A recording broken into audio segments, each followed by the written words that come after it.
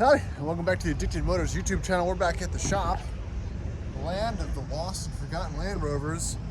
We're going to be talking about one Land Rover today, particularly my D1, where I'm going to replace the front drive shaft with the Tom Woods model. I'll drop a couple clips on what the deal is with that, and we'll show you how to get it off and hopefully install it, because this is the second one I purchased, because the first one I measured wrong. So Tom Woods, they do custom drive shafts for Jeeps and Land Rovers and all kinds of stuff. You send them your measurements, they build it. I've got the water-centric one with the little shocky boy in the middle. And yeah, again, it's if you have a U-joint failure or something, you're on a trail, you're in a remote area that doesn't have access to the Land Rover spec sizes, you can replace with any old U-joint off the shelf. So let's get this undone, and I'm probably not going to put it on tonight, but it'll get installed in this video. So let's check out what the product looks like. So Tom Woods custom drive shafts, double carbon construction, got the sealed inner joint, for less rock crawling, more mud and water. Universal U-joints all around in case you do end up having one with an issue. It can be found on the shelf instead of the slightly smaller downsized ones you can find on most Land Rovers. It's kind of more available all throughout the country. So I got this. This is a little bit overkill for my D1, but it's a start, right? Eventually I'm going to start replacing things to make it a little bit more heavy duty, but got some Driveline slop. I'm going to start with the front drive shaft, maybe work the half shafts, maybe it's the diffs, maybe it's all bad. It's probably all bad, but I decided to go here. And my first worry is that I might not have the correct measurement, but we're going to find out, right? So I will be installing this. I want to go see how it fits up.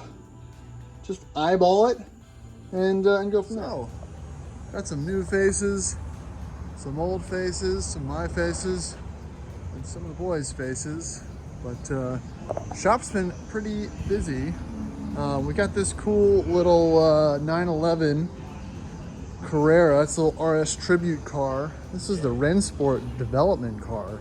It's got a lot of cool bits on it. Came in here, it's running rough. Has pretty much everything from their development type process. It's a little overboard out 3.4 flat 6 with a turb ski on it.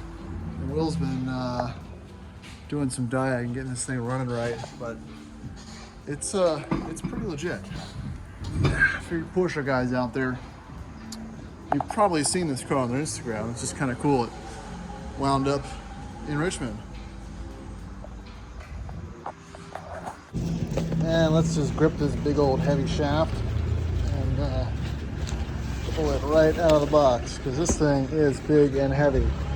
I'm also going to pull it over here and make sure I got a better measurement this time. So it's a bit more appropriate than the other one. What I also did was put it in 4 low. I locked the center diff, and that's going to prevent it from rolling around. Hopefully everything's lined up. This is the 4-post, so I can probably jack up one side if I need to rotate the front or the rear around. So we'll see.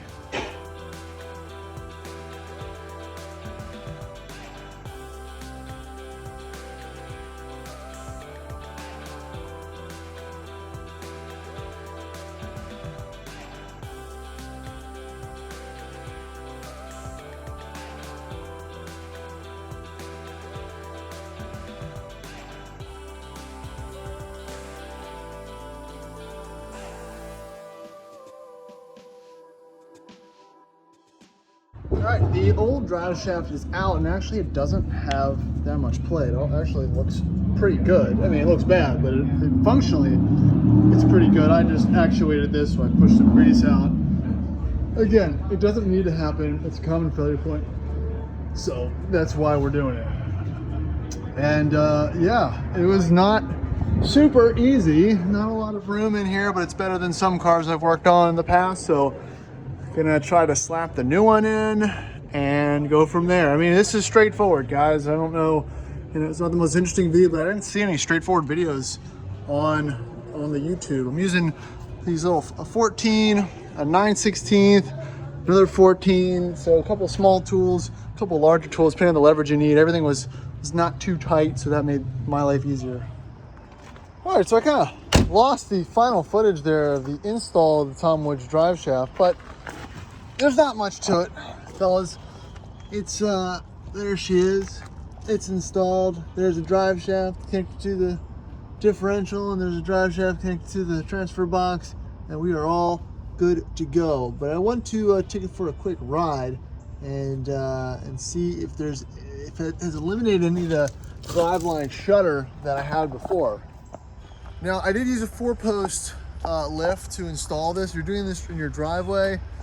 It's not going to be easier or harder, but you do want to make sure you can jack up the front wheels if needed to rotate around the front or the rear of the shaft. I guess you could also put the transfer box in neutral and rotate around from the other side. You know, there's a couple options that you have. I use the easier method, but again, no one had a video of installing a front drive shaft, so I do the bolts, take the old one out, put the new one in. It's really not the end of the world. But more importantly, let's take it for a ride and see if it made any noticeable improvements. All right, let's give it a shot and see if this made any noticeable difference to Driveline slop. And of course, there's many other factors that could be at play here. Your axles, hubs, slack in the transfer box itself, your differential. There's so many different variables, but I just started with the easiest one I could think of. Not the cheapest, but the easiest. Now, there you go.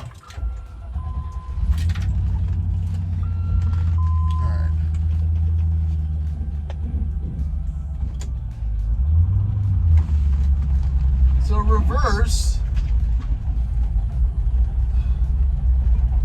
was one of the original contributors. All right, sorry, drop some stuff off. So engaging reverse, does it feel any smoother? I would have to say that it does. I still have the noises. And back into first.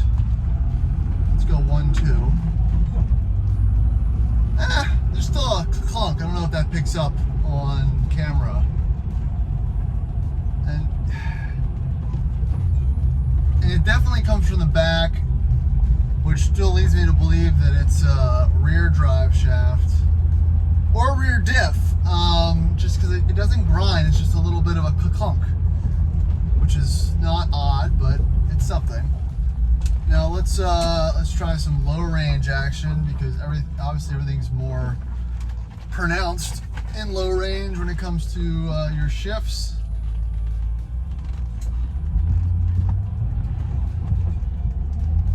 And I'd say, yeah, there's an improvement.